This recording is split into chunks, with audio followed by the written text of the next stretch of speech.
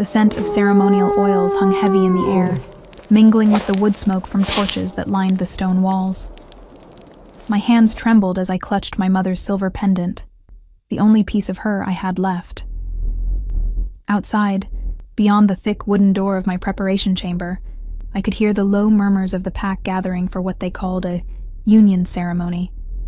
I called it what it was, a transaction. "Hold still, Evelyn," Mira whispered, her fingers working swiftly to weave white winter blossoms into my pale blonde hair. The flowers felt cold against my scalp, a stark contrast to the warmth of tears threatening behind my eyes. "The council is already assembled, and the Alpha doesn't tolerate tardiness." The Alpha. King Dominic Ravencroft, a name that had been whispered with fear around our small border village for as long as I could remember. I'd never seen him. Few had. But stories of his battle scars and ruthless rule traveled far. They said half his face was a roadmap of scars from the Great Northern War, that his left eye gleamed silver in the darkness, that he could shift faster than any wolf in the 5 territories, that he had killed more challengers to his throne than any Alpha before him. And now, I was to be his wife. His property, more accurately. "My father should be here," I said, trying to keep my voice steady as Mira pinned another blossom into my hair. "He's the one who gambled away our family's security. He's the one who lost everything to the Alpha's men. He should be the one facing the consequences." Mira's hands paused in my hair, our eyes meeting in the polished metal mirror before me. Her expression softened with pity, making my stomach turn. I didn't want pity. I wanted justice. "Your father is gone, Evelyn, left before dawn.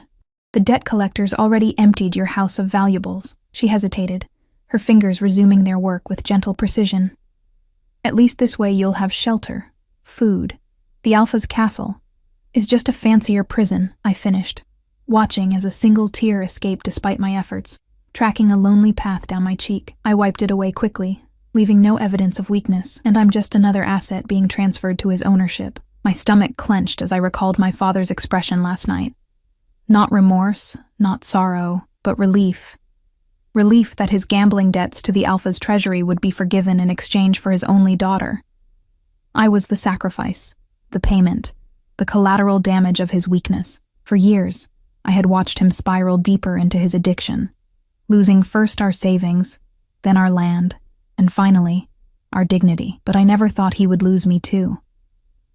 I touched the silver pendant at my throat, remembering my mother's last words before illness took her 3 winters ago.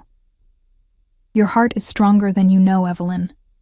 When everything else fails you, trust it." The pendant was shaped like a crescent moon embracing a small star, a family heirloom passed through generations of women in our line, women who had endured, survived, persevered. Would I live up to that legacy? What would she think of this arrangement? Her daughter, sold to the most feared Alpha in the territories. A man twice my age whose reputation for coldness was matched only by his reputation for brutality in battle. Mira stepped back to assess her work, then reached for the ceremonial cloak laid out across the bed. The fabric was finer than anything I'd ever worn. Deep blue velvet, lined with silver silk, embroidered with the symbols of both the Ravencroft pack and my village. A symbolic joining that was anything but equal. "Remember to breathe," Mira advised, fastening the cloak around my shoulders. "Keep your eyes lowered until spoken to directly. The pack has traditions older than any of us." A sharp knock at the door made me flinch. The wooden panels swung open without waiting for a response, and a woman entered, tall, severe, with gray streaking her dark hair and cold authority in her bearing. The Alpha's sister, Lady Helena. Her calculating eyes swept over me, assessing every detail from my ceremonial dress to my trembling hands. "It's time," she said, her voice as crisp as autumn frost. Her eyes appraised me clinically, sweeping from my elaborate hairstyle to the hem of my gown. "You'll do, I suppose. Remember, girl, you're not here to be coddled. You're here to secure an heir and maintain the alliance with your border village. Nothing more." I swallowed hard, gathering courage I wasn't sure I possessed. "And what does your brother think of this arrangement?" Something flickered across her face. Surprise at my boldness, perhaps, or irritation at what she perceived as insolence. "My brother thinks of duty, girl, as should you." She gestured toward the door, with a hand adorned with silver rings of office. Now come. The ceremony begins, and we've kept the pack waiting long enough. Mira squeezed my hand one last time before releasing me to Lady Helena's custody. The gesture was small, but carried the weight of farewell. We both knew that after tonight, I would no longer belong to the village or its people. I would belong to the Ravencroft pack, to its scarred king. The great hall was dim, lit only by torchlight and the silver glow of the full moon through the skylights. The stone walls, ancient and imposing, seemed to absorb the whispers of hundreds of pack members who turned to watch me as I walked the long path toward the raised dais. Members of the pack lined the walls, their expressions ranging from curiosity to outright pity. Some I recognized from their visits to our village, traders, warriors, collectors of my father's debts. Others were strangers, their faces bearing the proud, wild look of born wolves. And there he was, standing tall and imposing on the platform, clothed in ceremonial black leather and silver.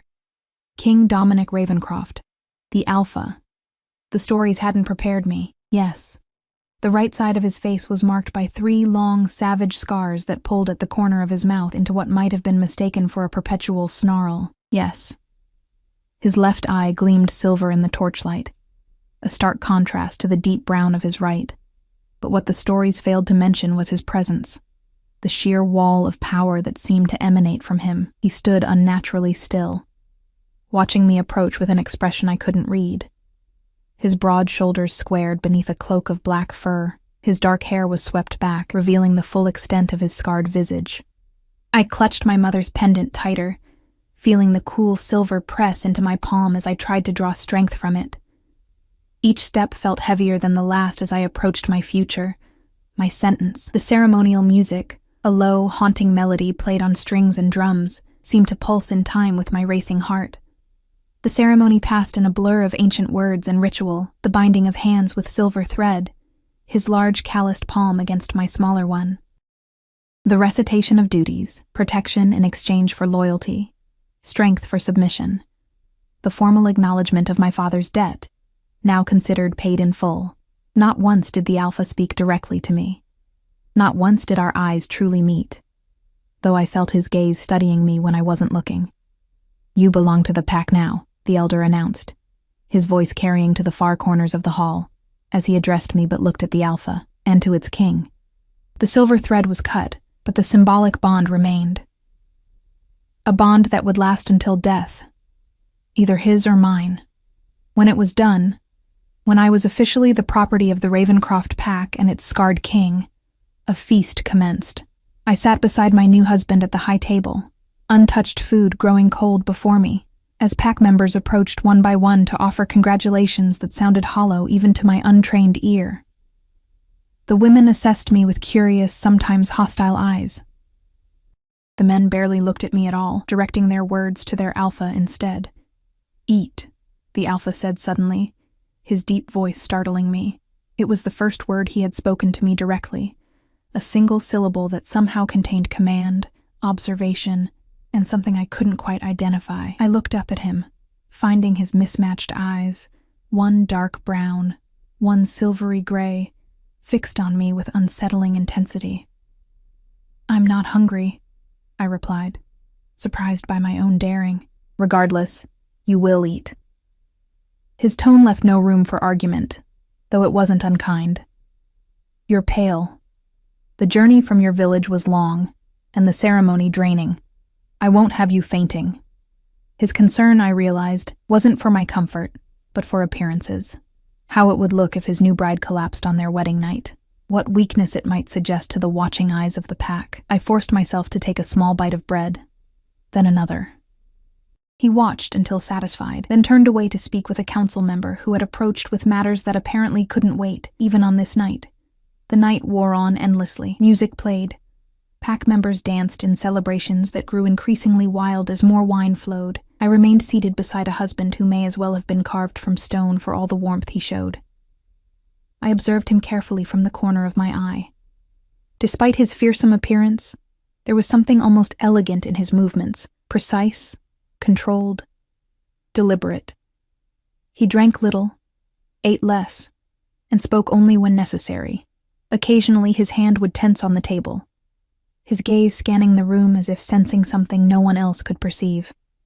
When the moon reached its zenith, visible through the skylight directly above the high table, Lady Helena approached again. "It's time to retire," she said, her eyes flicking between her brother and me with an expression I couldn't decipher. Was it concern? Expectation? Warning? My heart began to race, a trapped bird against my ribcage. This was the part I had been dreading most, the consummation that would seal the union and secure my place as the Alpha's mate. I felt my hands grow clammy, my breath shorten as panic threatened to overwhelm me. The Alpha rose, extending a hand toward me with formal rigidity. "Come," he said simply, the word both invitation and command. I placed my trembling hand in his, surprised by its warmth. For someone rumored to be as cold as winter, his touch burned like fire against my skin. He led me from the great hall, through winding stone corridors lit by flickering torches. Guards and servants bowed as we passed, their eyes carefully averted. No one spoke. The only sounds were our footsteps, and the distant howls of wolves from the forest beyond the castle walls, a wild, mournful song that seemed to echo something inside me. Finally, we reached a massive wooden door carved with the Ravencroft pack symbol, a raven with a wolf's eye at its center. The Alpha pushed it open to reveal chambers more luxurious than anything I had seen before. A fire burned in a stone hearth larger than my entire bedroom at home. Furs and tapestries adorned the walls, depicting scenes of hunts and battles from pack history. A massive four-poster bed dominated the far wall, draped with furs and silk in the dark blue and silver colors of the Ravencroft line. The Alpha released my hand and stepped away, creating distance between us. I turned to face him, uncertain, afraid, but determined not to show it. "These are your chambers," he said, his voice controlled, revealing nothing of his thoughts. "Mine connect through that door." He nodded toward a smaller door in the side wall. "You will want for nothing material. Servants will attend you. You have full access to the castle grounds, but not beyond the walls without escort." I stared at him, confusion replacing fear. You're not staying?" Something flickered across his scarred face. Surprise, perhaps, or something deeper I couldn't name. "No," he said after a moment. "The union is legally binding without that.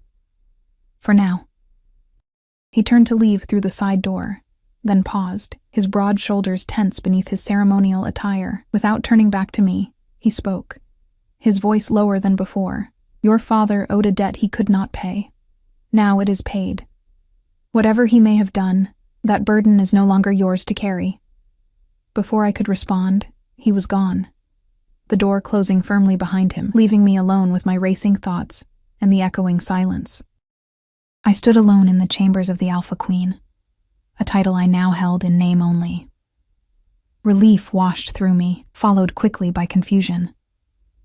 This was not what I had expected, not what I had feared, not what the whispers about the Alpha King had led me to believe. I crossed to the window and looked out at the moonlit forest that surrounded the castle. Somewhere in those trees, wolves ran free under the silver light. Somewhere beyond them was the village I had called home, the home my father had lost to us with his reckless gambling.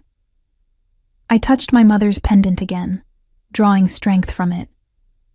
"Your heart is stronger than you know," I whispered to myself, her words becoming my own. And for the first time since learning of my fate, I allowed myself to consider that perhaps, just perhaps, this arrangement might not be the prison sentence I had imagined, at least, not in the way I had feared. As I prepared for bed, I caught a glimpse of movement in the courtyard below.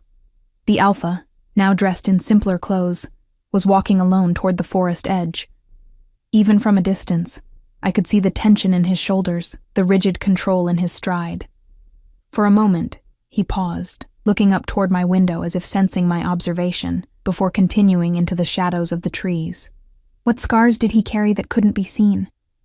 What secrets lay behind those mismatched eyes? What kind of man was this Alpha who claimed me as wife yet left me untouched? I didn't know, but something told me I would find out. Sleep eluded me that first night. Every creak of the ancient castle, every distant howl from the forest sent my heart racing anew. I kept expecting the adjoining door to open, for the Alpha to change his mind about the consummation of our union. But dawn arrived with the door still firmly closed. A soft knock at the main entrance startled me from my vigil by the window, where I'd watched the mist rise from the forest floor as night surrendered to morning. A young woman entered, her head bowed respectfully. "My queen," she said, the title strange and ill-fitting. "I'm Sarah. I've been assigned as your personal attendant." She gestured behind her, where 2 other servants waited with steaming buckets of water. "May we prepare your bath, queen?" The word echoed hollowly. I was no queen. I was collateral. "Yes, thank you," I said, watching as they filled a copper tub behind a privacy screen. The normalcy of the morning routine felt surreal against the backdrop of my new reality. "The Alpha requests your presence at breakfast," Sarah informed me as she laid out a gown of soft gray wool. "The Pack Council will be in attendance." My first public appearance as the Alpha Queen. A test, no doubt. "Tell me about them," I said, stepping into the bath and letting the hot water soothe my tense muscles. "The council members." Sarah seemed surprised by my interest, but obliged. "There's Lord Thaddeus, the Alpha's most trusted advisor and war general. Lady Imogen, who oversees the territory's commerce. Master Garrick, our head healer. And of course, Lady Helena, the Alpha's sister." "And what of the Alpha himself? What should I know about him?" I asked, trying to sound casual. Sarah's hands stilled as she gathered my bathing oils. "The king is private, my lady. He bears the weight of the Pack's survival on his shoulders. The scars." She stopped herself abruptly. "Go on," I prompted gently. She sighed. "The scars are from the Battle of Moonfall Ridge 5 years ago. He saved the entire Northern Alliance, but at great cost. Half the Ravencroft warriors were lost that day, including his father, the previous Alpha." Her voice dropped lower. "Some say he hasn't been the same since, that something inside him scarred deeper than his face." I absorbed this information silently as Sarah helped me dress. The castle was beginning to awaken around us. Footsteps in corridors, voices calling out orders, the clang of training weapons from somewhere below. This was a military stronghold as much as a royal residence, I realized.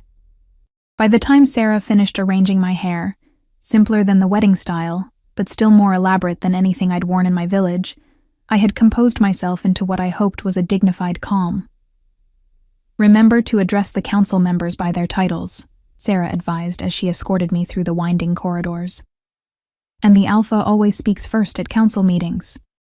The dining hall was smaller than the great hall of last night's ceremony, but no less intimidating with its stone walls and massive fireplace. 5 people were already seated at a long oak table when we arrived. All conversation ceased as I entered. The Alpha rose from his place at the head of the table. In daylight, his scars looked even more severe against his tanned skin, but there was an undeniable power in his bearing that commanded respect. He wore no crown, only a simple silver pin at his collar bearing the Ravencroft symbol. "My queen," he said formally, inclining his head slightly. "Join us." I approached the empty chair to his right, acutely aware of the assessing gazes of the council. Lady Helena's cold eyes watched from his left. Beside her sat an elderly man with shrewd eyes. Lord Thaddeus, I presumed. A striking woman with copper hair and sharp features. Lady Imogen, perhaps. A younger man with healer's hands. And a warrior, whose massive frame dwarfed his chair. "I trust you rested well," the Alpha said, as servants placed food before me. Bread, fruit, smoked meats. "Well enough, thank you," I replied, meeting his gaze directly. A flicker of something, approval, crossed his face before he turned to Lord Thaddeus. "Continue your report." As the council meeting resumed around me, I observed in silence, gleaning what I could about pack politics, border tensions with the eastern wolves, trade disputes with human settlements, supply concerns for the coming winter. Throughout it all, the Alpha listened more than he spoke. But when he did, his decisions were swift and final. I noticed how Lady Helena watched me when she thought I wasn't looking, her expression calculating. The others largely ignored me, as if unsure what to make of this human bride their alpha had acquired through such unusual means. When the meal concluded, the alpha addressed me directly again. Lady Helena will show you the castle grounds today. You should familiarize yourself with your new home. A command, not a suggestion. Before I could respond, he was gone, striding from the room with the male council members following in his wake. Lady Helena's mouth tightened into what might generously be called a smile. Come, girl, let's see what you're made of. The tour felt more like an interrogation as we walked through courtyards, gardens, and corridors. Lady Helena pointed out places I was permitted to go, and those that were forbidden: the training grounds, the council chambers, the underground tunnels used during attacks. Why did your brother agree to take me as payment for my father's debts? I finally asked as we stood on the castle walls, looking out over the vast forest that surrounded us on 3 sides. Surely there were other ways to recover the money. Lady Helena's laugh was sharp as winter wind. Do you think so highly of yourself? The pack needed this alliance with your border village, strategically located as it is. Your father's debts provided a convenient excuse. She studied me with those cold eyes. Besides, my brother needs an heir. His first wife couldn't provide one. My breath caught. First wife? She died 3 years ago, illness. Her tone suggested the subject was closed, but I couldn't stop myself. Did he love her? The question seemed to surprise her. Love is a human weakness, girl. For us, duty comes first. Remember that. She turned away. You'll join the Alpha for dinner tonight. Alone, try not to disappoint him. The rest of the day passed in solitude.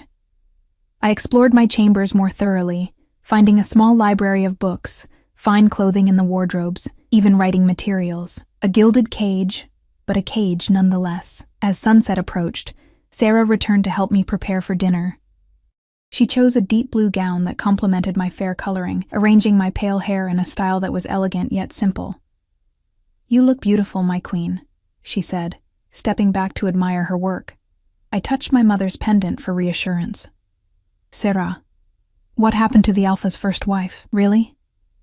Sarah's expression clouded. Lady Vivienne was kind, gentle, human, like you. They were joined for political reasons as well, but... She hesitated. The Alpha mourned her deeply when the fever took her. He hasn't allowed anyone close since. And now I'm here to replace her, I said softly. No one could replace her, came a deep voice from the doorway. I spun around to find the Alpha standing there, his expression unreadable. Sarah quickly bowed and excused herself, leaving us alone. Silence stretched between us, taut with unspoken thoughts.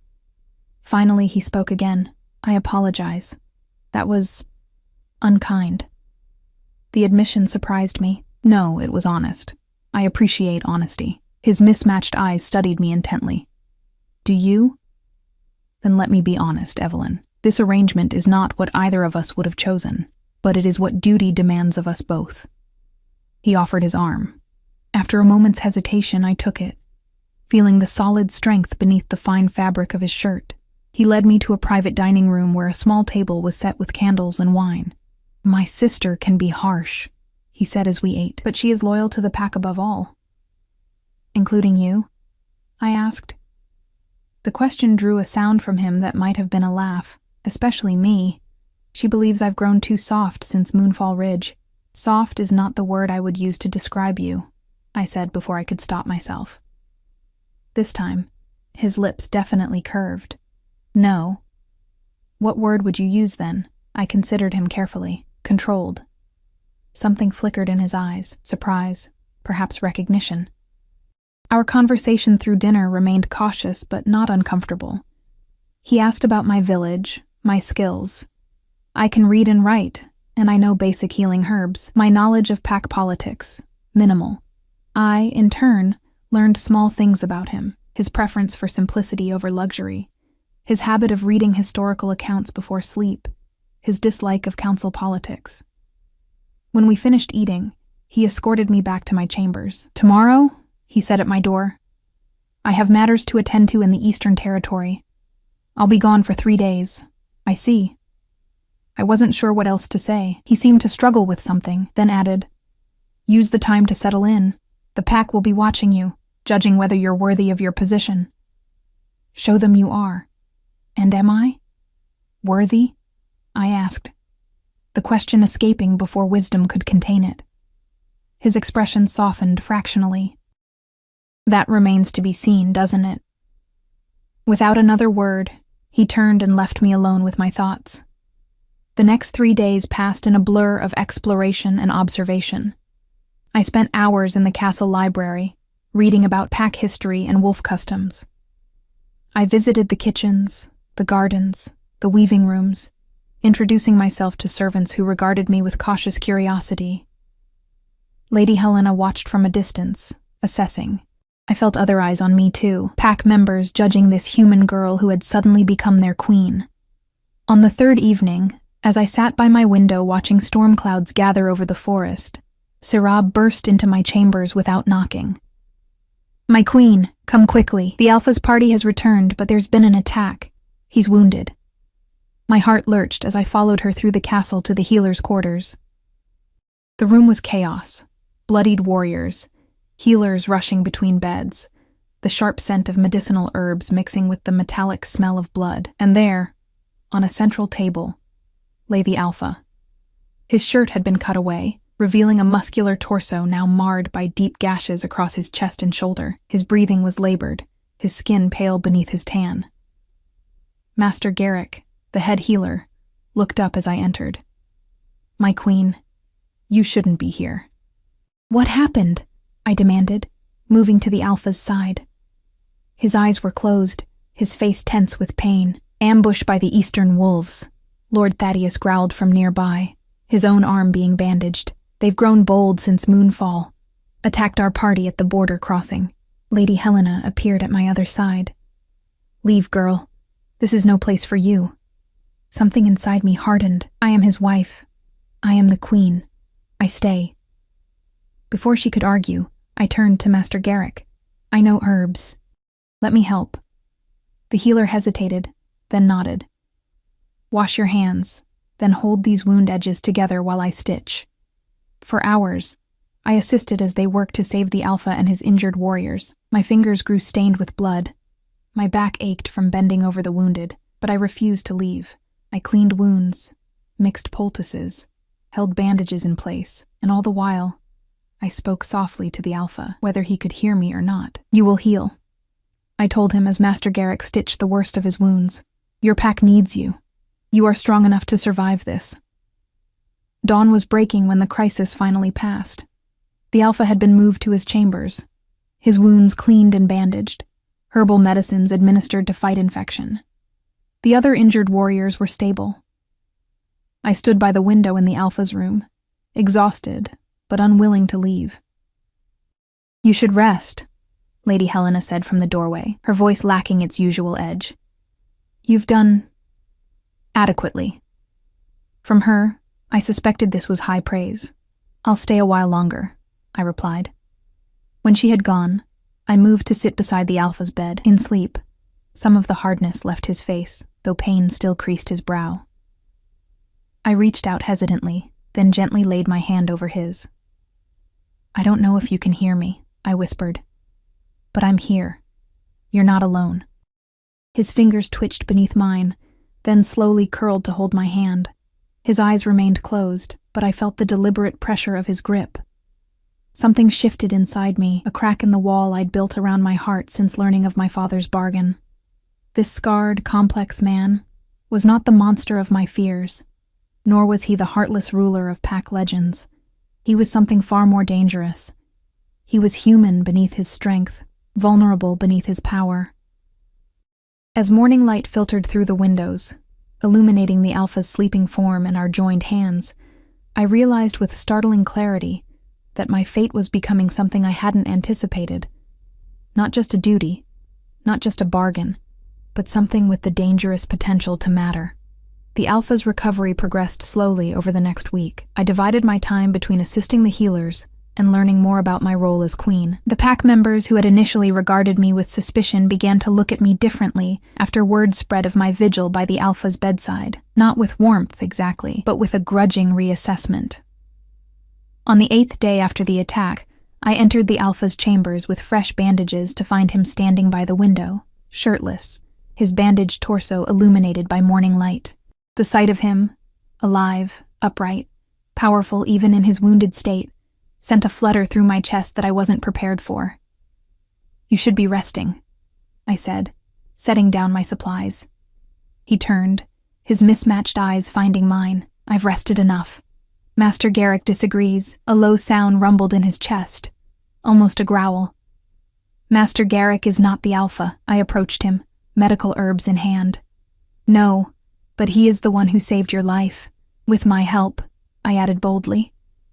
"Now sit down and let me change your bandages." For a moment, I thought he might refuse. Then, surprisingly, his lips curved slightly, and he lowered himself to the edge of his bed. "You've grown comfortable giving orders, Evelyn." The sound of my name on his lips sent another unexpected flutter through me. It was the first time he'd used it. "Someone has to when the patient is being stubborn," I replied, carefully removing the old bandages. The wounds beneath were healing well, angry and red still, but clean, without signs of infection. My fingers moved gently across his skin, aware of every breath he took, every subtle reaction to my touch. "The council tells me you've been active in my absence," he said, watching me work. I kept my eyes on the task. "I've been learning about the pack, the castle, my duties." "You sat with the village representatives yesterday." "Yes. They brought concerns about winter preparations." "I listen." I glanced up, finding him studying me intently. "I hope I didn't overstep." "No." He seemed to be choosing his words carefully. "Lady Helena says you handled them well."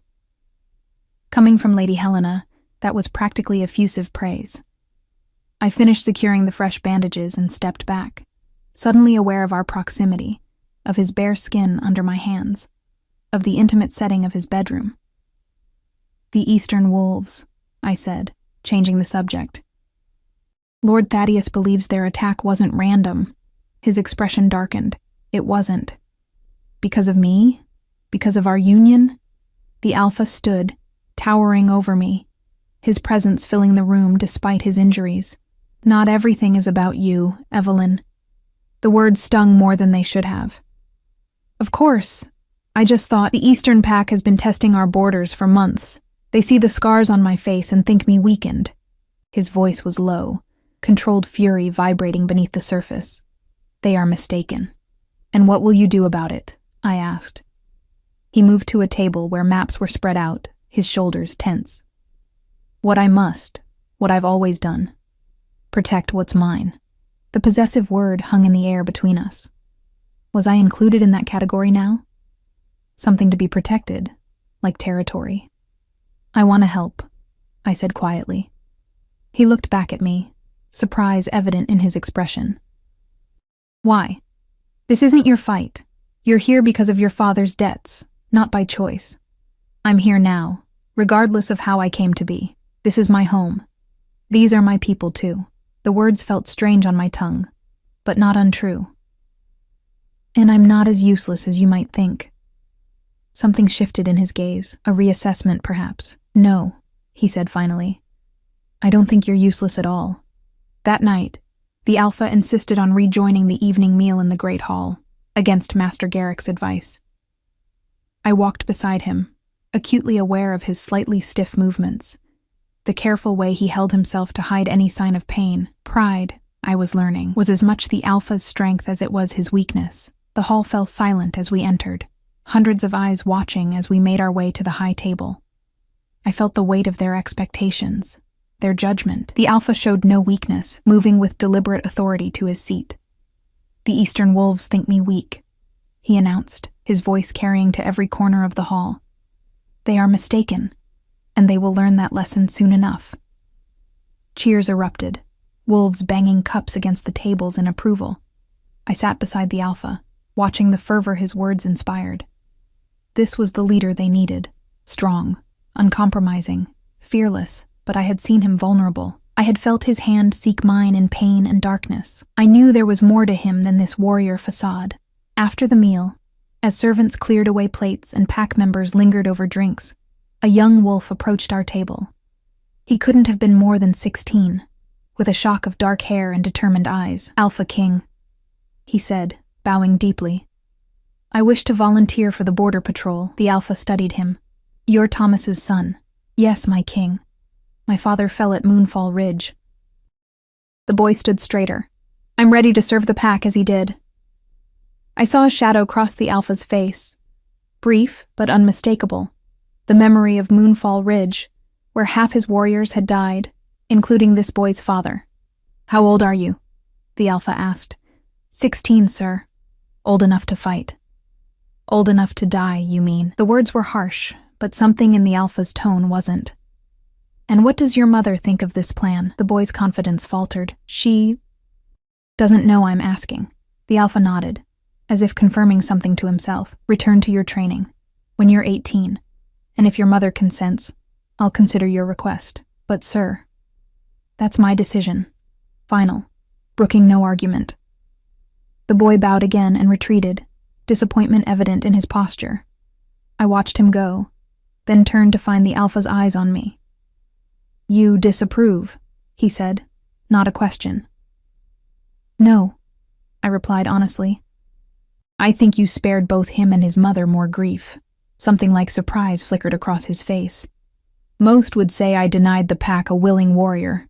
Most didn't see the cost of Moonfall Ridge in your eyes just now." He went very still. Around us, the great hall continued its evening revelry, but we seemed suddenly alone in our quiet exchange. "Walk with me," he said abruptly, rising from his seat. Curious, I followed him from the hall into the cool night air of a side courtyard. The moon hung nearly full above us, stars scattered across the clear sky. The Alpha moved to the stone balustrade, looking out over the forest beyond the castle walls. "Moonfall Ridge was a massacre," he said after a long silence.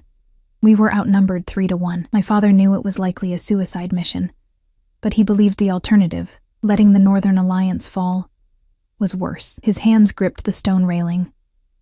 I tried to convince him to retreat, to find another way. "He called me a coward." I said nothing, sensing he needed to speak more than he needed my response. "He died in my arms, still believing I lacked the courage to do what was necessary." The Alpha's voice had grown quieter. "The scars on my face, they came from protecting his body, ensuring he could be returned with honor." I moved closer, standing beside him in the moonlight, and the pack never knew. What would be the point? He was their Alpha, their leader. They needed to believe he died a hero's death. "And you? What did you need?" He turned to look at me then, his scarred face silvered by moonlight. "Nothing. I needed nothing. I became what the pack required, a leader who would not fail them as they believed my father had." The depth of his sacrifice struck me. Not just the physical scars, but the burden he carried silently. The legacy he protected at cost to himself. "The boy tonight," I said softly. "You saw his father in him." The Alpha nodded once. "Thomas died saving 3 others. A true hero, unlike—" He stopped himself. "Unlike your father," I finished. "You honor Thomas's sacrifice by protecting his son, even from himself. It's what a true Alpha would do." His gaze returned to the forest. "At least it's what I believe." In that moment, I saw him clearly. Not the fearsome Alpha King of legend, nor the cold man who had accepted me as payment for a debt, but a leader trying to be better than what came before him. A man carrying wounds far deeper than those I had tended on his body. "Your father was wrong," I said, my voice barely above a whisper, "about your courage." He looked at me sharply, as if no one had ever suggested such a thing. "You don't know what you're talking about," he said, but without heat. "I know enough." I reached out hesitantly, then, in a moment of boldness, placed my hand over his on the stone railing. "I know that true courage isn't rushing headlong into battles. It's standing firm to protect what matters, even when no one sees the cost." His hand turned beneath mine, our palms meeting, fingers interlacing with surprising gentleness. Neither of us spoke, standing side by side in the moonlight as something unspoken passed between us. An understanding, perhaps, or the beginning of one. After a long moment, he released my hand and stepped back. "It's late. You should rest." The moment had broken, but not harshly. I nodded, understanding his retreat. "Good night, Alpha King." As I turned to leave, his voice stopped me. "Dominic." I looked back. "What?" "My name. When we're alone, you may call me Dominic." His expression was unreadable in the shadows. "If you wish." The concession felt monumental somehow. A small grant of intimacy in our arranged union. "Good night, Dominic," I said, testing the name on my lips. Something that might have been a smile ghosted across his face. "Good night, Evelyn." In the days that followed, subtle shifts occurred between us. We dined together each evening, our conversations gradually extending beyond pack politics to personal interests, childhood memories, hopes for the future of the territories.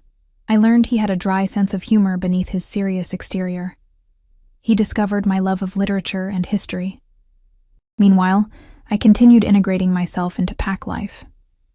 I visited the village that bordered the castle, meeting with the elders, listening to concerns about the coming winter. I observed training sessions in the courtyard, watched council meetings, spent afternoons in the kitchens learning traditional pack recipes. Lady Helena remained cold, but no longer openly hostile. "You're trying very hard," she remarked one afternoon as we supervised the preservation of harvest fruits. "Is that a criticism?" I asked. "An observation. My brother seems different since your arrival." "Different how?"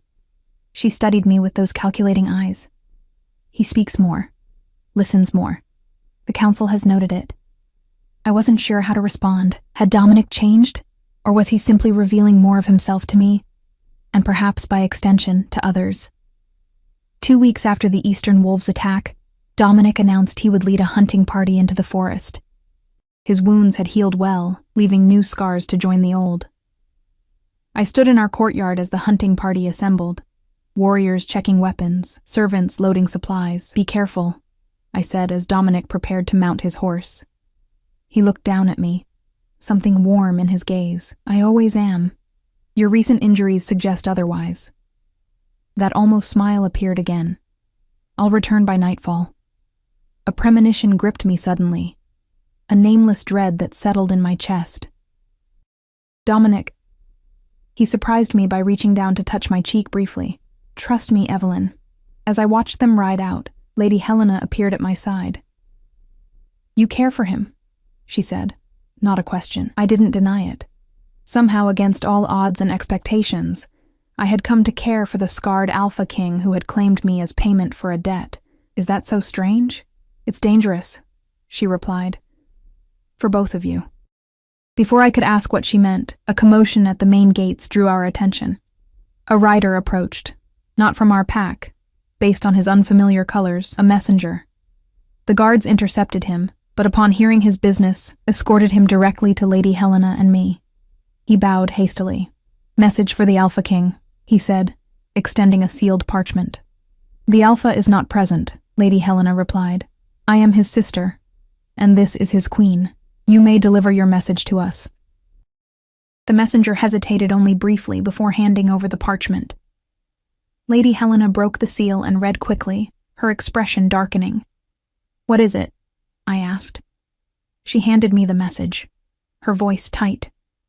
"Your father has returned. He's at the Eastern Wolf settlement, claiming you were taken against your will and demanding your return." My blood ran cold as I read the words.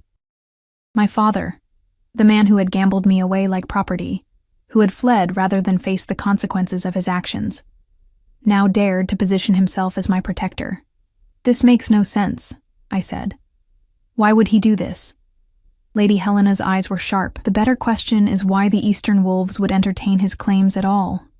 Unless they're using him as an excuse," I realized. A pretext for conflict with Dominic. "The hunting party," Lady Helena said suddenly, her gaze snapping to the forest. "They're headed straight for the eastern border." Understanding hit us both simultaneously. The Eastern Wolves had laid a trap, using my father as bait, knowing Dominic would be drawn out of the castle's protection. "We have to warn them," I said, already moving toward the stables. Lady Helena caught my arm. "It's too dangerous. I'll send warriors. There's no time." I pulled free. "They'll listen to me." I'm his queen. Something like respect flickered in Lady Helena's eyes. Then I'm coming with you. Within minutes, we were galloping toward the forest, a small guard of warriors around us. My heart pounded with each hoofbeat, fear for Dominic churning inside me. The forest grew denser as we rode, shadows lengthening as afternoon waned. We had just crossed a shallow river when we heard it. The unmistakable sounds of combat ahead. Growls, shouts, the clash of weapons. My horse reared in fright, and I struggled to control it as Lady Helena signaled our party to halt. "Stay back," she ordered, dismounting. "The rest of you, with me." But I was already off my horse, running toward the sounds of battle, ignoring her commands to stop. Through the trees, I caught glimpses of the fight. Wolves in both human and shifted form locked in combat, blood on the forest floor. Chaos. And there in the center was Dominic, his sword flashing as he fought off two attackers. Even as I watched, a third opponent circled behind him, preparing to strike. "Dominic!" I screamed, breaking through the tree line. He turned at my voice, saw the danger, and barely avoided the strike. Our eyes met across the battlefield, his widening in shock at my presence. In that moment of distraction, one of his opponents lunged. Time seemed to slow as I watched the blade arc toward him. Without thinking, I rushed forward, throwing myself between Dominic and his attacker. Pain exploded across my side as the blade found me instead of its intended target. I heard Dominic's roar of fury, felt myself falling, caught a glimpse of him shifting forms, man to massive black wolf in one fluid, terrifying motion, before darkness swept over me. My last conscious thought was of Dominic's eyes, mismatched brown and silver, filled with a fear I had never seen there before. Consciousness returned in fragments, whispered voices, the sting of medicine on my wound, the softness of furs beneath me. I drifted in and out of awareness, catching glimpses of worried faces hovering above me. Master Garrick, Sarah, Lady Helena, but not the face I most wanted to see. When I finally awakened fully, moonlight was streaming through the windows of my chamber. I tried to sit up and gasped as pain lanced through my side. "Be still," came a deep voice from the shadows. Dominic stepped into the moonlight, his face haggard with exhaustion, his clothes still bearing traces of the forest battle. He moved to my bedside, lowering himself to a chair that suggested he had been keeping vigil. "What happened?" I asked, my voice raspy from disuse. "You nearly died." His words were clipped, tightly controlled. "The blade that struck you was poisoned." Memory rushed back. The ambush in the forest, throwing myself between Dominic and his attacker, the burning pain as the blade cut into my side. The hunting party? All survived. The eastern wolves retreated after... He paused. After I shifted, I recalled that last glimpse before losing consciousness, Dominic's human form giving way to the massive black wolf of the Alpha. The transformation had been both terrifying and magnificent. And my father? The question tasted bitter on my tongue. Dominic's expression hardened, captured. He was indeed working with the eastern wolves, though whether willingly or under coercion remains unclear. I closed my eyes, shame washing through me. "I'm sorry." "For what? Your father's actions aren't yours to apologize for." "I endangered you. I should have listened to Lady Helena, stayed at the castle." "Yes, you should have," he interrupted, anger finally breaking through his control. "It was reckless and foolish to ride into battle untrained, unprotected." His words stung, but I met his gaze steadily. "I was trying to warn you. At the cost of your own life?" He stood abruptly, pacing beside the bed. "Do you have any idea what it felt like to see you fall? To smell the poison in your blood and know I might not be able to save you?" The raw emotion in his voice stunned me. This wasn't just the concern of an alpha for his queen. This was something deeper, more personal. "You care," I whispered, the realization warming me from within. He stopped pacing, his back to me, shoulders rigid. "Of course I care. You are my responsibility. Is that all I am?" Slowly he turned to face me. In the silvery moonlight, his scars seemed to soften, and for the first time, I saw beyond them to the man beneath. Conflicted, guarded, but not as cold as he wanted the world to believe. "No," he admitted quietly. "That's not all you are." He returned to my bedside, lowering himself to sit on the edge of the bed. With uncharacteristic gentleness, he took my hand in his. "For 3 days, I thought I might lose you," he said, his voice low. "Master Garrick worked tirelessly to draw the poison out. You fought bravely, even unconscious." I squeezed his hand weakly. "I'm stronger than I look." "Yes," he agreed, the ghost of a smile touching his lips. "You've proven that repeatedly." We sat in companionable silence for a moment, the weight of unspoken feelings hovering between us. Finally, I asked the question that had been troubling me since reading the messenger's note. "Why would my father do this? Use me as a pawn against you?" Dominic's expression darkened. "That's what I intend to find out. He's being held in the Eastern Tower. When you're stronger, perhaps you'll want to speak with him." The thought of facing my father filled me with dread and anger in equal measure. "Yes," I said finally, "I think I must." Dominic nodded, then surprised me by lifting my hand to his lips, pressing a gentle kiss to my knuckles. "Rest now. Heal. The pack needs its queen." As he rose to leave, I caught his wrist. "Stay? Just until I fall asleep?" Something softened in his eyes. Without a word, he settled back into the chair beside my bed, his hand still holding mine. The last thing I saw before drifting into healing sleep was his face, watchful and protective in the moonlight. Recovery was slow but steady. My wound, cleaned of poison, began to heal properly.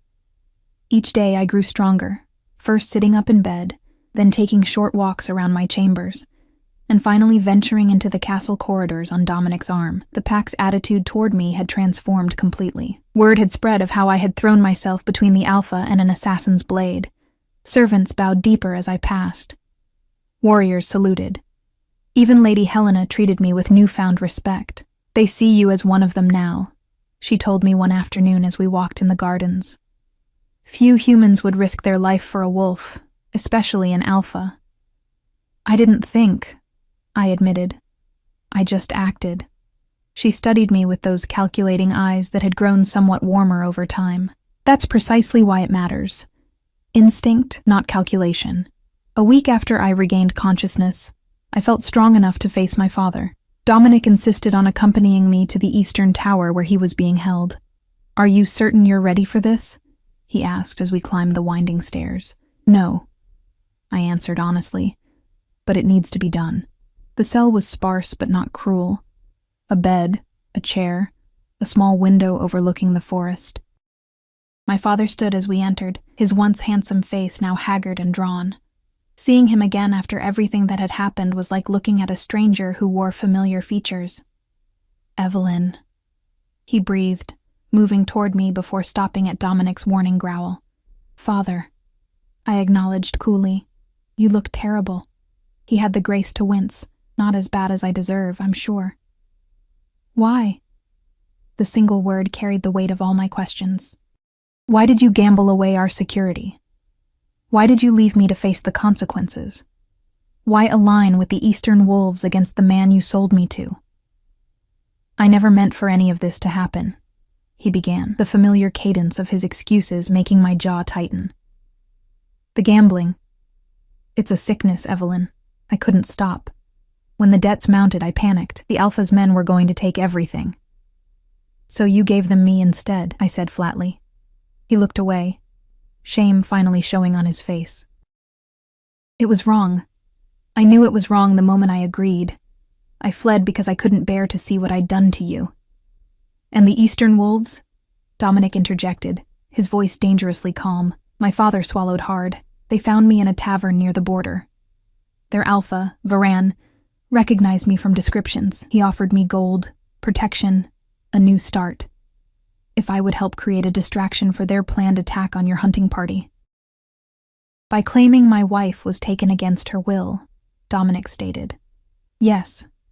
My father looked at me pleadingly. "I told myself it might actually save you, Evelyn, that if they succeeded, you might be free." "Free?" I echoed, incredulous. "You thought trading one forced arrangement for another was freedom? Or did you just convince yourself of that to ease your conscience?" He had no answer for that. I stepped closer to the bars separating us. "Listen carefully, Father. I am not your pawn. I am not your bargaining chip. I am the queen of the Ravencroft pack now. By my own choice. His eyes widened at the authority in my voice. A voice he had never heard from his obedient daughter before. The Evelyn you knew, the one who cleaned up your messes, who made excuses for your behavior, who believed your promises to change. She's gone. You killed her when you traded her away like property. Tears filled his eyes, but I felt nothing. No satisfaction, no remorse, just a hollow acceptance that this chapter of my life needed to close. What happens to him? I asked Dominic as we descended the tower stairs. That's for you to decide, he replied, surprising me. He betrayed the pack, collaborated with our enemies, but he's your father. I considered this as we walked in silence back to the main castle. The weight of such a decision felt enormous, yet somehow fitting. I was no longer the village girl sold to repay a debt. I was the Alpha Queen. Exile, I said finally as we reached the castle courtyard. Strip him of connection to the pack and to me. Let him go far from here and start again, if he can. Dominic studied me. And if he returns? If he causes more harm? Then his life is forfeit. The words tasted bitter but necessary. But at least I will have given him one last chance, not for his sake but for mine, so I can be free of him without blood on my hands. Dominic nodded solemnly. It will be done as you wish. That evening, as we dined privately in my chambers, a different atmosphere settled between us. My confrontation with my father had shifted something inside me, closed one door while opening another. When I first came here, I said as we sat before the fire after our meal, I thought this was a prison sentence, a punishment for crimes I didn't commit. Dominic watched me over the rim of his wineglass. And now? Now I see it differently, not as an ending, but a beginning. I met his gaze directly, but there's still so much I don't know about this life. About being queen to an alpha. About us. He set down his glass and moved to sit beside me on the cushioned window seat. Outside, the moon hung full and bright over the forest. What do you want to know? He asked. When wolves take mates, I began carefully, is it always for political reasons? Or can it be more? His expression softened. It can be much more. Wolves mate for life, Evelyn. When we find our true mate, it's a bond deeper than human marriage. A connection of souls. And your first wife? I asked gently. Was she that for you? Pain flickered across his face, but he answered honestly, no. Vivienne was kind, gentle. I respected her. But ours was a political union, like ours began. Began? I echoed, catching his word choice. His eyes, one brown, one silver, held mine. Yes, began. Heart pounding, I asked the question that had been growing inside me for weeks. And what is it becoming? Instead of answering with words, Dominic reached out, his scarred hand cupping my cheek with surprising tenderness. Slowly, giving me every chance to pull away, he leaned forward and brushed his lips against mine. The kiss was gentle, questioning. Unlike anything I would have expected from the fearsome Alpha King, I responded in kind, my hand coming up to rest against his chest, feeling his heartbeat quicken beneath my palm. When we parted, his expression was unguarded in a way I'd never seen before, vulnerable, hopeful, almost young despite the scars and the burdens he carried. I never expected you, he said softly. Never thought I could feel this way again. Or perhaps for the first time, truly. I was sent here to repay a debt, I whispered, but I'm staying for entirely different reasons. His smile, a real smile, transforming his face, was like watching the sun break through storm clouds. Before he could respond, however, a urgent knock sounded at my door. Dominic's expression instantly shifted back to the Alpha King as he rose to answer it. A guard stood there, breathing heavily. My king, forgive the interruption. Riders approaching from the Eastern Territory. Their Alpha requests an audience. The peace of our moment shattered. Dominic's body tensed, the warrior replacing the man who had just kissed me with such tenderness. How many? He demanded. A small party. 6 wolves, including their alpha. Varan. Dominic turned to me. Stay here. I'll handle this. No.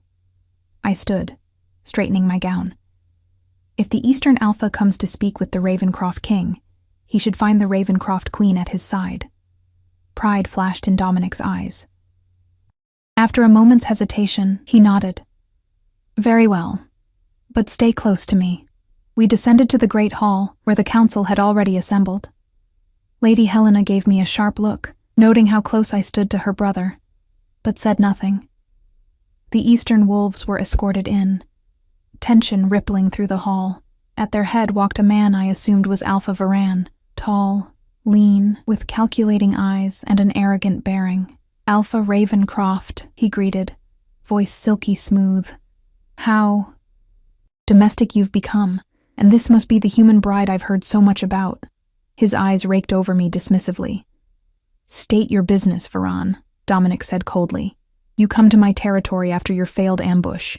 Your welcome here is thin as ice. Varan smiled, revealing teeth too sharp to be fully human, even in his current form. I come with a proposal, a solution to the tensions between our packs. Tensions you created, Lady Helena interjected. Varan shrugged.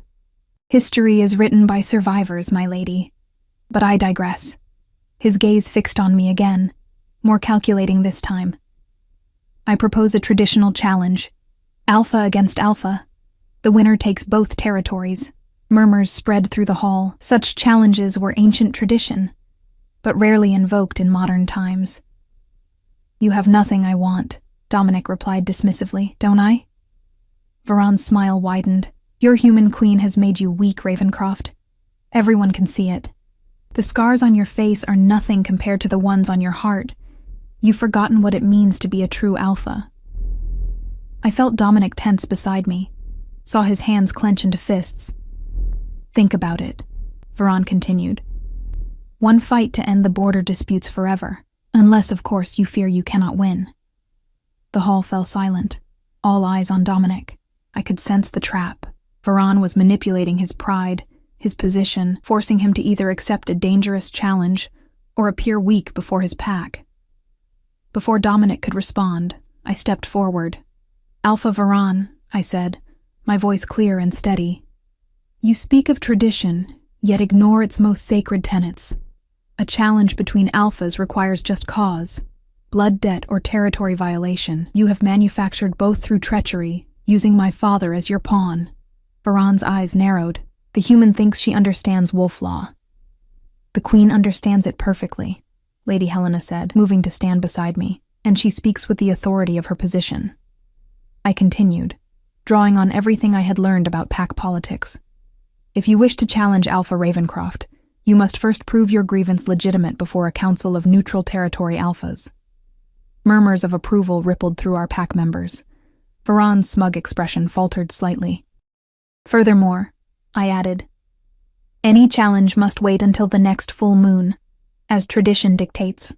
Convenient, isn't it, that you arrive mere days after my husband was wounded in your ambush? Dominic's hand found mine, squeezing it once.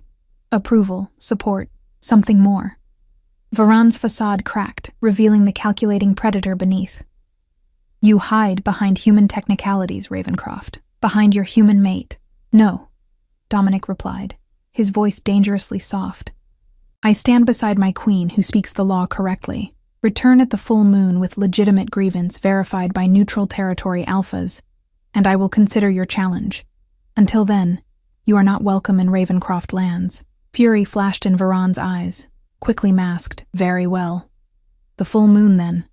Prepare yourself, Scarred King. Your reign nears its end. As the eastern wolves were escorted out, tension slowly dissipated from the hall. Pack members gathered in small groups, discussing what had happened. Lady Helena approached us, an unusual expression on her face, something close to respect as she looked at me. Well done, she said simply. You bought us time. Time for what? I asked. Dominic's expression was grim. Time to prepare for war. The next 2 weeks passed in a whirlwind of preparation. The full moon approached rapidly, and with it, the potential for Varan's return with his challenge. Dominic threw himself into readying the pack, increasing border patrols, conducting training sessions that lasted from dawn until dusk, meeting endlessly with his council to discuss strategy. I rarely saw him alone during those days. Our brief moment of tenderness, That single kiss by firelight seemed almost a dream as war preparations consumed the castle, but occasionally I would catch him watching me across the training yard or during council meetings, something unspoken passing between us before duty reclaimed his attention. "He's worried," Lady Helena told me one afternoon as we inventoried medical supplies. In the days since the confrontation with Varan, she had become something of an ally, if not quite a friend. Not for himself, but for the pack. For you. "Varan won't have a legitimate grievance," I said, counting bundles of dried herbs. "The neutral alphas won't support his challenge." Lady Helena's expression turned grim. "Varan is cunning. If he can't secure official approval, he may create a situation where Dominic has no choice but to fight. Grievance or no grievance." The weight of her words settled heavily on my shoulders. I had bought time with my knowledge of pack law, but perhaps only delayed the inevitable. That night, I sought out Dominic. I found him in the map room, alone, studying territory boundaries by lamplight. He looked exhausted, the scars on his face standing out starkly against his pale skin. "You should rest," I said softly. He looked up, his mismatched eyes softening at the sight of me. "So should you."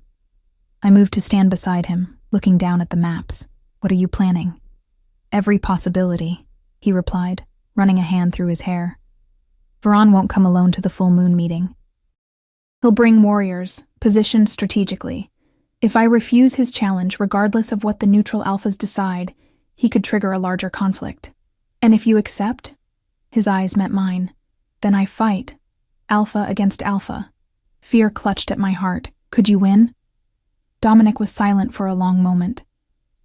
"Before Moonfall Ridge, without question. Now." He didn't need to finish. The scars on his face were just the visible reminders of that terrible battle. I had seen the others that marked his body, had felt the way he sometimes stiffened with pain from old wounds. "There must be another way," I said, my mind racing. "Something we haven't considered."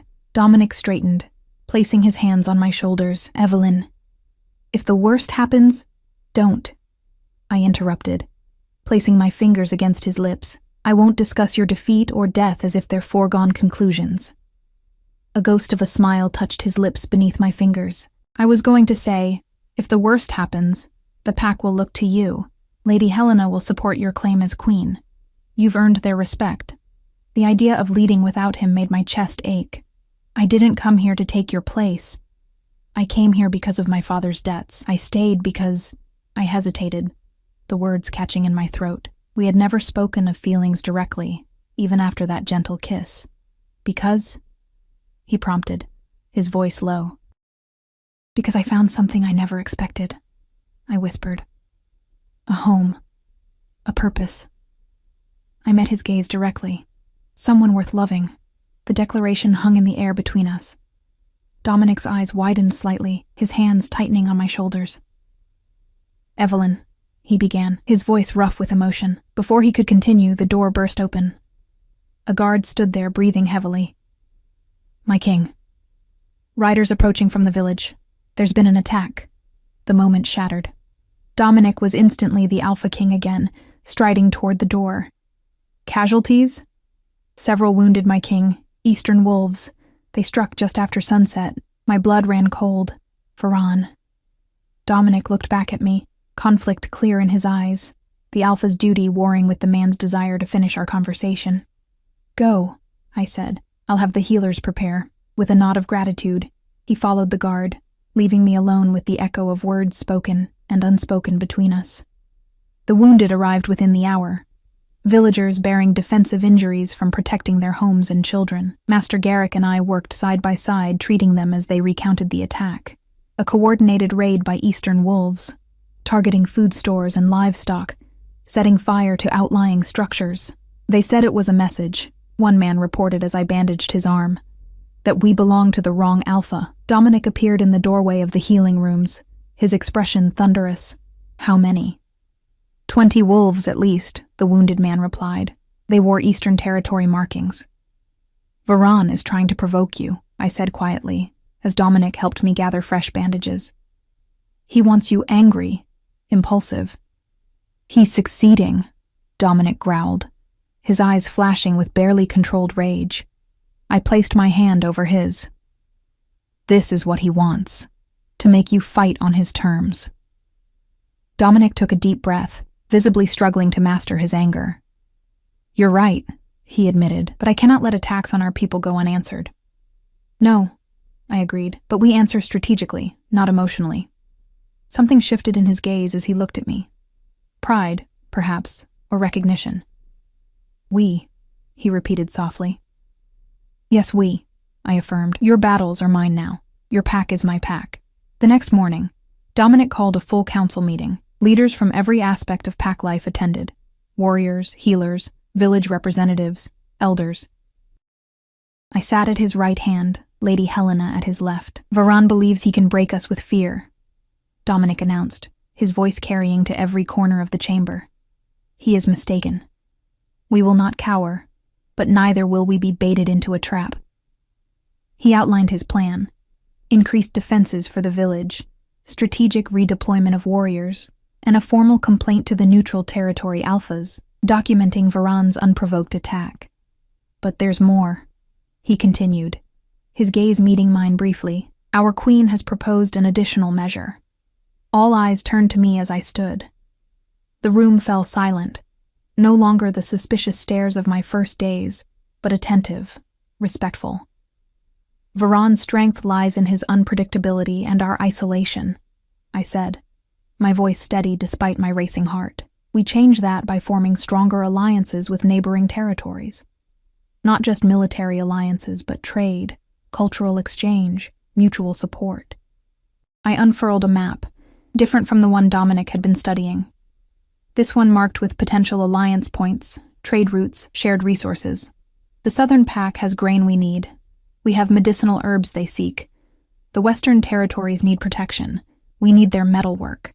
Together we create a network Varan cannot challenge alone. Murmurs spread through the room, surprised, thoughtful, gradually approving. Dominic watched me with undisguised admiration. Diplomacy, Lady Helena said, something like respect in her tone. A human approach. A practical approach, I corrected.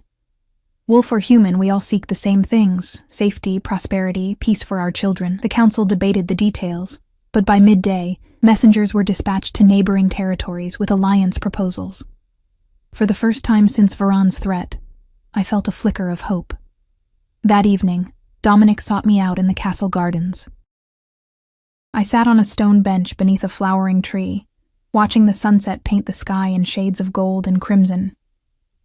Your proposal was brilliantly received, he said, settling beside me. The Southern Alpha has already sent word accepting preliminary trade discussions. That's wonderful, I replied, genuinely pleased. You've become more than I could have imagined, Dominic said softly. When you first arrived, a village girl, payment for a debt. I never expected, nor did I admitted. I hated you then, or at least, I hated what you represented, and now? His question hung in the twilight air between us. I turned to face him fully. Now I see the man behind the Alpha, the leader who places his pack above himself, the king who carries wounds visible and invisible with such strength. My hand reached up to gently trace the scars on his face, a touch I would never have dared in those early days. I see someone worth fighting for, I whispered. Worth loving. Dominic caught my hand, pressing it against his cheek. I never thought to love again after Vivienne, he confessed. I believed that part of me died at Moonfall Ridge with so many others. And now? I echoed his question. His answer came not in words, but in action. He drew me close, his lips finding mine with gentle urgency. Unlike our first tentative kiss, this one held promise, passion, a future unfolding between us. When we finally parted, breathless, his forehead rested against mine. I love you, Evelyn, he said simply. Not as payment for a debt, not as a political alliance, but as the woman who brought me back to life. Joy bloomed within me, bright and unexpected, a flower pushing through winter snow. And I love you, Dominic, not as the Alpha King, but as the man you truly are. We might have remained there, lost in each other, had not the warning horns sounded from the watchtowers. We broke apart, the moment shattered by 3 long blasts, the signal for approaching danger. The full moon isn't for 3 more days, I said, as we hurried toward the castle. Dominic's expression darkened. Varan isn't waiting for tradition.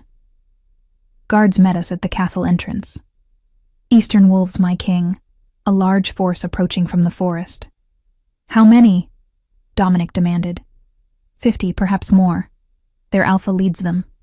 Dominic turned to me, conflict clear in his eyes. Evelyn. Don't ask me to hide, I interrupted. Whatever comes, we face it together. Something like resignation mixed with pride crossed his face. With a nod, he summoned Lady Helena and his war council. Within minutes, the castle was mobilizing for defense, warriors taking positions, non-combatants moved to secure inner chambers, archers to the walls. I stood beside Dominic on the battlements as Varan's forces emerged from the forest edge. The Eastern Alpha rode at their head, his expression visible even at this distance, smug confidence, predatory anticipation. Ravencroft, he called, his voice carrying across the open space between forest and castle. Face me now, or watch your people die one by one. Dominic's hand found mine, squeezing once before releasing it. I must answer him. I know, I said, my heart pounding with fear and determination. But not alone. Together we descended to the castle gates. Lady Helena met us there with a contingent of our strongest warriors. This is madness, she hissed. He violates every pack law with this attack. Which means he's desperate, I replied, or believes he cannot lose. The massive gates swung open, and Dominic strode out to meet his challenger, every inch the Alpha King despite the scars that Varan mocked. I walked half a step behind, my position as queen clear to all watching. Varan dismounted, a cruel smile playing across his lips. So the scarred king emerges with his human pet, he sneered. How touching. You come without neutral Alpha sanction, Dominic stated coldly. You attack my people, violate my territory, ignore sacred traditions. You have no honor, Varan. Honor is for the weak, Varan replied. Power is what matters, and you, Ravencroft, have grown weak. His gaze flicked to me. Soft, human. If I am weak, Dominic said, his voice dangerously quiet, then face me now. Alpha to alpha, just the two of us. Varan laughed. Why should I agree to that when I hold every advantage? My forces outnumber your visible defenders.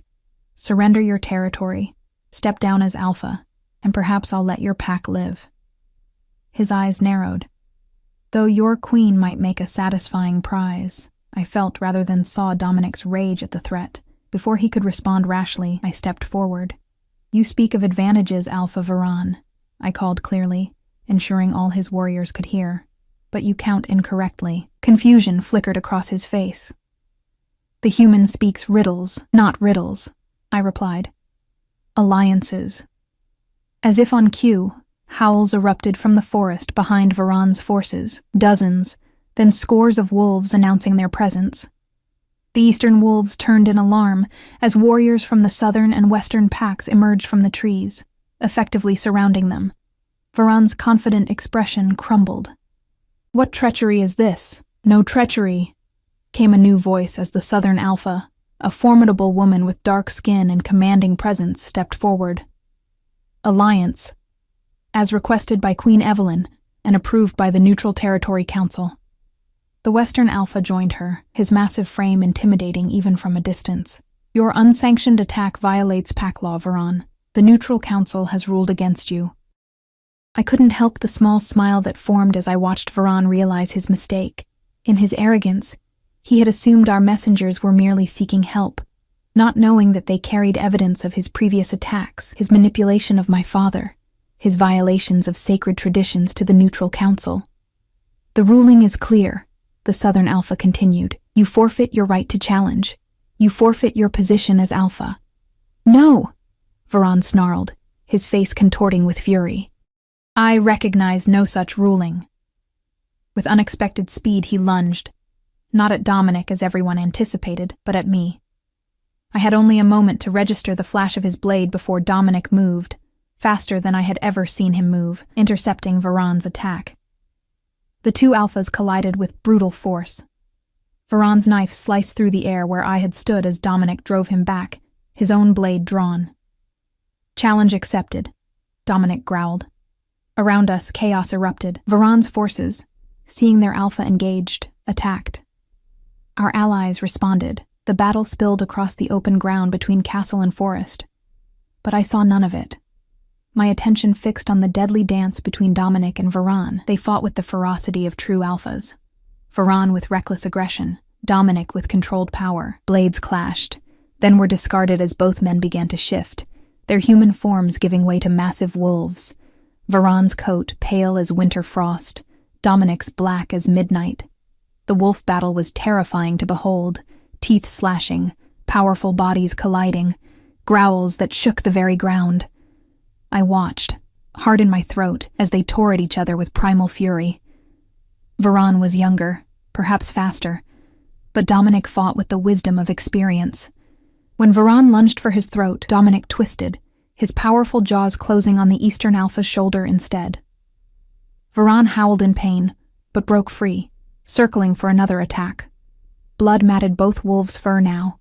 The snow beneath them stained crimson. They clashed again and again, neither gaining clear advantage, until Varan, growing desperate, made a crucial mistake. He glanced toward his retreating forces, momentarily distracted. Dominic seized the opportunity, lunging with precision. His teeth found Varan's throat, closing with terrible finality. The Eastern Alpha struggled, then went still. Silence fell across the battlefield as Dominic stood over his fallen opponent, still in wolf form, his message clear to all who witnessed. The Alpha King of Ravencroft remained undefeated. Slowly, deliberately, Dominic shifted back to human form. Blood streaked his skin from numerous wounds, but he stood tall, victorious. The remaining Eastern wolves immediately submitted, dropping to their knees before the Alpha who had defeated their leader. The Eastern Territory falls to Ravencroft, the neutral council representative declared, as is the right of conquest. I ran to Dominic as he swayed slightly, exhaustion and injury finally showing. My arms slipped around him, supporting his weight. "It's over," he murmured, leaning against me. "Yes," I agreed, relief washing through me. "It's over." The aftermath of battle brought changes to the territories. With Varan defeated, the Eastern Wolves needed leadership. Rather than absorbing them completely, Dominic appointed a fair-minded beta from their own ranks as their new alpha, under Ravencroft protection and alliance. It was an unprecedented move that earned respect from all neighboring territories. My alliance strategy expanded, creating a network of cooperation that strengthened all participating packs. Trade flourished.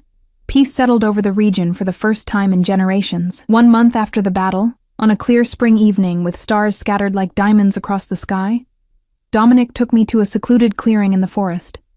A small stream bubbled nearby, and wildflowers carpeted the ground. "This place is beautiful," I said, turning to find him watching me with undisguised love. "It's sacred to the pack," he explained, "where true mates make their eternal bonds under the witness of moon and stars." My heart quickened as he took my hands in his. "Evelyn," he said softly, "you came to me as payment for a debt. You stayed by choice. You risked your life for mine, brought wisdom to our pack, and love to my life." He knelt before me, still holding my hands. Our union began as a transaction. I ask now that we remake it as something sacred. Be my mate, my queen. My heart, not by duty. Tears blurred my vision as I looked down at this powerful Alpha King kneeling before me, his scars silvered by moonlight, his eyes, one brown, one silver, filled with vulnerable hope. "Yes," I whispered, pulling him to his feet. "My choice is you. It has been for longer than I realized." The ceremony that followed was intimate, ancient, binding our souls in the tradition of wolves. As Dominic marked me as his true mate, the silver pendant that had been my mother's last gift pressed between our hearts. Your heart is stronger than you know. Her words echoed in my memory. She had been right. Strong enough to survive being traded away. Strong enough to find love in unexpected places.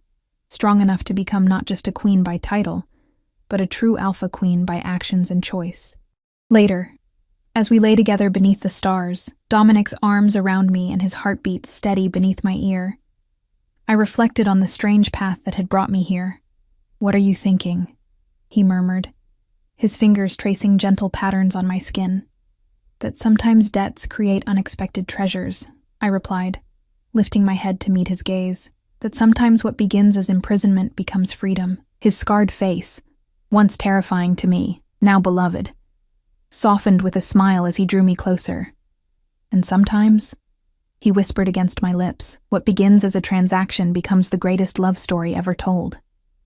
As his lips met mine beneath the watchful moon, I knew with bone-deep certainty that my 19-year-old self, terrified and resentful on her wedding day, could never have imagined this outcome. That the debts that had seemed to end my life had instead begun it. That the scarred Alpha King who had claimed me as payment had instead given me something priceless. A true home, a purpose, a love that transformed us both. Some debts, it seemed, were worth every payment.